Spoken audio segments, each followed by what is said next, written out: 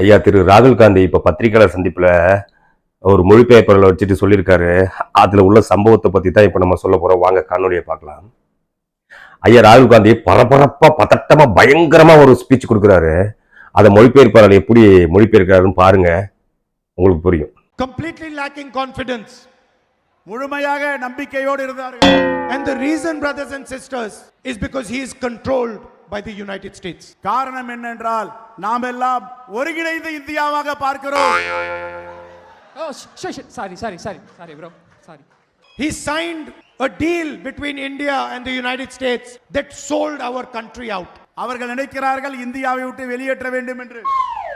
ஏய் நான் சரியா பேசுறேன். சரியா தான் இருக்கு. பார்த்துட்டீங்களா? என்னன்னா அந்த மொழிபெயர்ப்பாளர் இருக்காருல்ல, அவருக்கு விருது கொடுக்க அரசாங்கத்தில் நீங்க பரிந்துரை பண்ணணும். பாருங்க, நம்ம இந்தியாவில் அங்கீகரிக்கப்பட்ட 18 மொழியில நமக்கு அந்த மொழி தெரியலனாலும் அவங்க பேசுற பாஷையில ஒரு 2 வார்த்தைகளாவது நமக்கு தெரியும். அது கூட இவருக்கு தெரியல. நாட்டை ஆள துடிக்கும் ராகுல் காந்திக்கு அது கூட தெரியல. அதாவது அங்கீகரிக்கப்பட்ட சிறப்பு மொழிகள்ல தமிழும் ஒன்று. தமிழனோட மொழி தெரியாது. அப்ப எப்படிங்க அவனோட உணர்வு தெரியும்? அவனோட கலாச்சாரம் தெரியாது. என்ன அவனோட வலி என்னன்னு புரியாது. அப்ப அவரோட ஓட்டு மட்டும் எதுக்கு உங்களுக்கு?